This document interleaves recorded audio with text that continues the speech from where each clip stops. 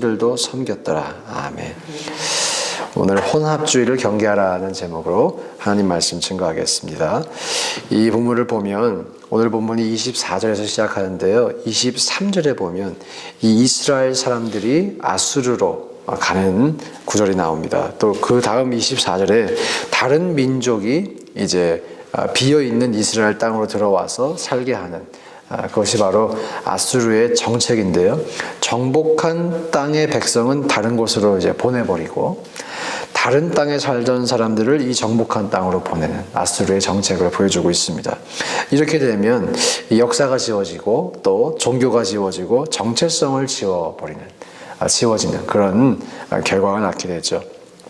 아수르의 혼합 정책을 보여주고 있는 것입니다. 사실 이것은 가나안 정복이 반대로 일어난 것이죠. 약속의 땅에서 쫓겨나는 것까지는 괜찮은데 그 약속의 땅에 이제 다른 민족이 와서 살게 되었습니다. 가나안 이 정복, 가나안 땅에 대한 약속, Promised Land, 이 약속은 아브라함 언약의 주요 항목 중에 하나였습니다. 그리고 이스라엘 역사와 민족에게 가장 중요한 자신들의 정체성을 형성하는 사건 중에 하나였습니다. 그런데 지금 그것이 무너져 내리는 사건인 것이죠. 딱 두 구절에 기록이 되어 있지만 사실 이것은 이스라엘 민족에게 엄청난 수치이고 또 엄청난 충격으로 다가왔을 것입니다. 자, 그런데 왜 이런 일이 일어났는가? 그 원인을 우리가 영적으로 잘 살펴보아야 할 것입니다. 이런 일이 일어난 까닭은 바로 이들이 하나님 앞에 범죄했기 때문이죠. 하나님 앞에 범죄를 했는데 그 범죄의 결과 오늘 이들이 감당할 수 없는 이런 역사적인 사건을 경험할 뿐 아니라 이 영적인 혼합주의로 이것이 발전하게 되었습니다. 하나님 앞에서 온전한 예배를 드리는 것이 더더욱 어려워지는 그런 상황을 맞이하게 된 것이죠. 여기서 우리가 발견할 것이 있습니다. 죄는 악순환의 고리를 가지고 있습니다.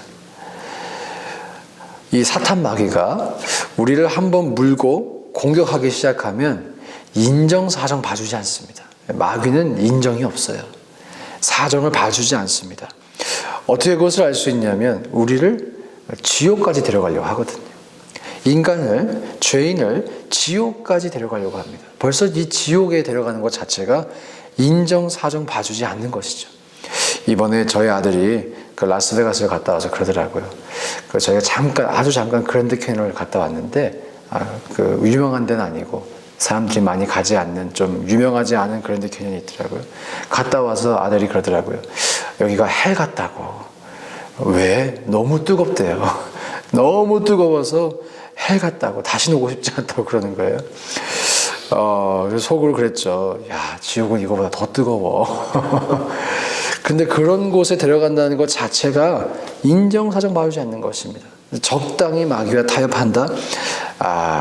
그런 것은 존재하지 않습니다. 우리는 철저히 마귀를 대적해야 하고요. 철저히 그런 의미에서 죄를 경계해야 하는 것이죠. 내 마음속에 죄를 어느 정도 수용하고 있다? 죄와 더불어 살고 있다? 그것을 경각심을 가지고 우리가 혼합되지 않고 경각심을 가지고 우리가 거룩을 추구해야 할 줄로 믿습니다. 오늘 본문에서 보면 이방인들이 하나님을 예배하려고 했어요. 그런데 완전히 자기를 마음대로 예배를 했습니다. 제사장도 자기가 원하는 사람을 세웠고요. 또 하나님만 예배하지 않고 자신이 원하는 우상을 함께 숭배하였습니다. 이것이 겉으로 드러나는 혼합주의의 모습이죠. 겉은 거룩해 보일 수도 있어요.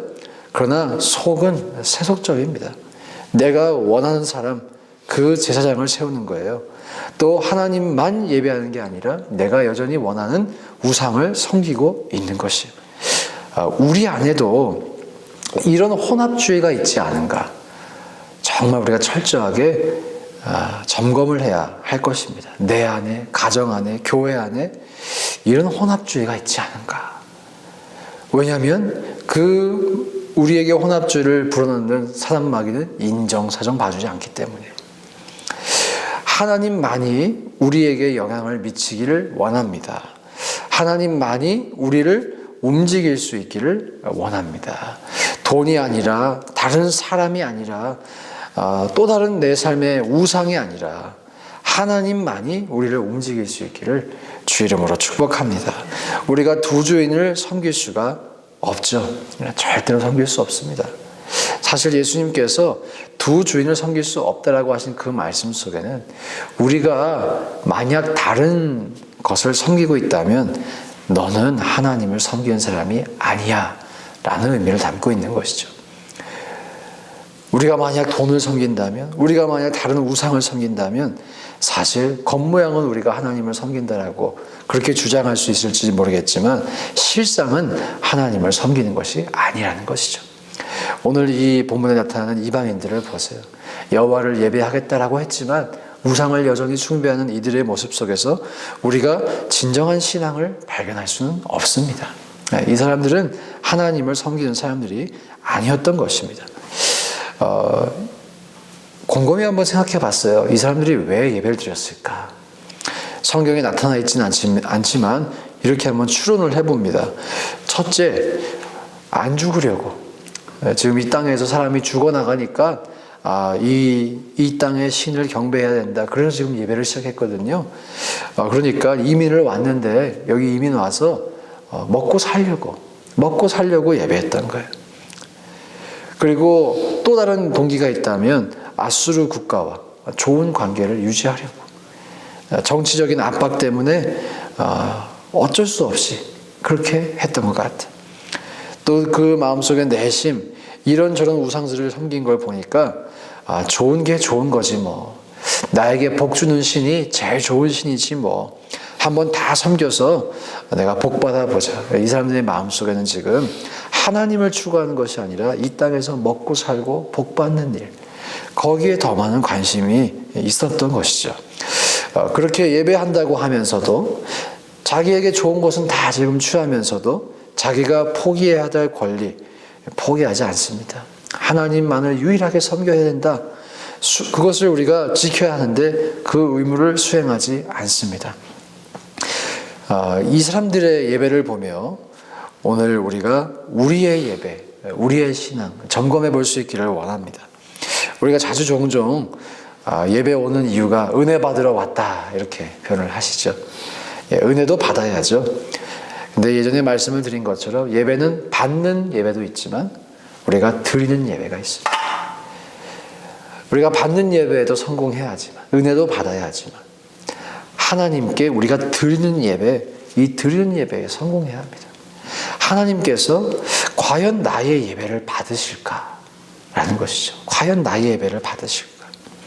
내 마음의 상태, 내 마음의 중심, 영과 진리로 드리는 그 예배를 받으실까? 우리가 예배를 대하는 마음의 상태가 사실 겉으로 또 드러나게 되어 있습니다. 저는 예전에 어렸을 때 예배 드릴 때 모자 쓰면 안 된다고 배웠어요. 그거 조금 너무하지 않나 싶어요. 어떻게 하나님 앞에 모자를 쓰고 있냐. 하나님이 네 얼굴을 못 보신다. 보실 수 있으시죠? 지금 돌아보면. 그리고 뭐 반바지 못 입고 갔습니다. 슬리퍼 못 신고 갔습니다. 양말을 신어야 했고 제일 좋은 신발을 신어야 됐고 좋은 옷을 입고 갔어야만 했어요. 늘 토요일 날 다음 날 입을 옷을 딱 준비를 해놨어요. 그리고 한번 머리에 염색을 하고 갔다가 진짜 많이 맞았습니다. 이건 뭐 번외의 이야기인데 우리가 이 예배를 대하는 마음의 상태 점검해 볼 수 있기를 원해요. 그리고 아마 또 유튜브로 예배 드리시는 분들 계시기 때문에 몇 가지 제가 나누기 원합니다. 우리 예배에 늦지 않기를 원합니다. 늦지 않기를. 금요 기도회도 그렇고 주일 예배도 그렇고 우리가 시간을 지킬 수 있기를 원해요. 그리고 졸지 않기를 원합니다. 이 전날 좀 일찍 주무시기를 바라요. 최선의 예배를 위해서 우리가 컨디션 조절도 할 필요가 있습니다. 제 마음속에 이렇게 조시는 성도를 보면 다행히 뭐 화가 나진 않아요. 긍휼한 마음이 들어요. 아이고 저렇게 힘드신데도 예배 드리시는 모습 참 감사하다. 저 모습도 하나님이 기뻐하시겠지. 근데 이제 아쉬운 점이 있잖아요. 이왕 왔는데 이왕 예배 자리까지 나와왔는데 그럼 우리가 온전한 예배를 드렸으면 하는 그 마음이 있잖아요. 예, 조는 성도가 없기를 바라고, 저에게 그래서 성도를 졸리게 하는 은사가 있나 저도 돌아보고 있습니다. 그리고 우리가 하나님께서 우리에게 말씀을 하시는 시간이 또 예배의 시간이죠. 우리가 마음가짐을 가질 때 하나님의 말씀이 분명하다면 내가 지키기 어렵고 부담된다고 하더라도 그 말씀을 지키기 원하는 그 마음의 자세가 참 중요한 것 같아요. 왜 이 마음이 중요하냐면 이런 마음의 자세를 가지고 있는 사람에게 하나님께 들려주시기 때문입니다. 성령께서 인격적이시라는 말씀을 자주 드렸는데 거절할 것 뻔히 알고 이렇게 권면하시지 않은 것 같아요. 우리가 주님 받아들이겠습니다, 주님 말씀해 주세요, 그런 자세를 가지고 있을 때 하나님께서 말씀해 주신다는 것이죠. 저희의 마음속에 그런 온전한 마음이 있기를 소망합니다. 또 마지막으로 우리가 하나님 앞에 나올 때 정성스러운 예물을 준비할 수 있기를 원합니다. 제가 이번 주일 말고 그 다음 주에는 헌금에 대해서 설교해야겠다, 그렇게 마음을 먹었습니다. 참고로 제가 개척을 하고 한 번도 헌금에 대해서 설교를 안 했더라고요. 이러다가 이거 직무유기에 걸리겠다, 그런 생각도 들어요. 우리가 예물을 드리는 삶의 모습이 우리의 믿음의 매우 중요한 본질과 연관되어 있습니다. 아주 밀접하게 연관되어 있습니다. 우리의 믿음을 보여주는 증거일 수도 있습니다. 그래서 우리가 하나님 앞에 물질로 인해 거리끼지 않기를 바랍니다. 하나님께 예배하러 오셔서 적선하듯 헌금하면 안 됩니다. 예다, 이거 받으세요, 아이고 드립니다, 드려요, 그렇게 하면 안 되죠. 최선의 것, 최고의 것을 드려야 합니다. 구약의 제사를 드릴 때 똑같은 이 동물이어도 흠이 나거나 부정한 것 드릴 수가 없었어요. 가장 좋은 것을 드려야만 했죠. 저도 어렸을 때 좋은 교육 받았던 좋은 교육 중에 하나가 1,000원짜리를 헌금을 드리면 늘 새 돈을 받고 왔어요. 토요일 날 은행 가서. 그게 안 되면 다렸어요, 다리미로. 가끔 돈이 타기도 했습니다. 그래서 다려서 드렸어요. 왜 그렇게 훈련을 시키냐면 하나님께 좋은 것을 드려야 한다, 것이죠. 좋은 것을 드려야 한다. 물론 그러다가 몇 개는 꼽을 쳐서 오락실 가기도 하였습니다. 나중에 회개하고 이자까지 다 냈어요.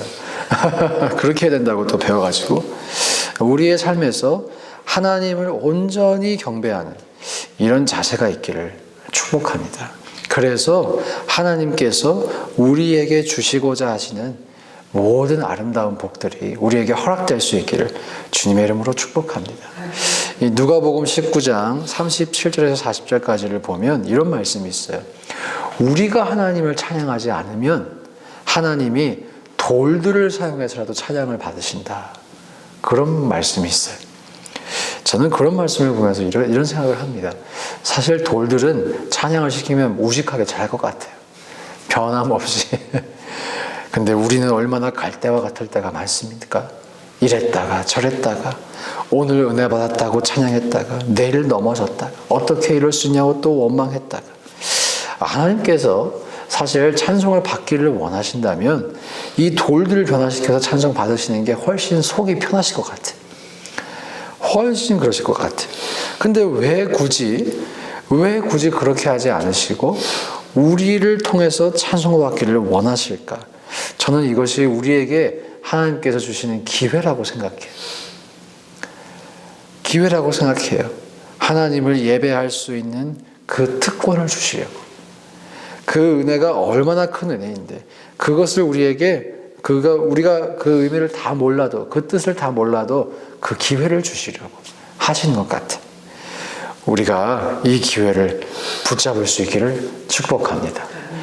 우리 안에, 우리 가정 안에, 우리 교회 안에 하나님 말고 하나님과 닮아 있지만 세속적인 혼합주의가 있다면, 우상이 있다면 우리가 그것을 다 철폐할 수 있기를 주의 이름으로 축복합니다. 그리고 우리가 드리는 예배 가운데 그 온전함이 드러날 수 있기를 주님의 이름으로 축원드립니다. 함께 이 시간 기도하실 때 받은 말씀을 가지시고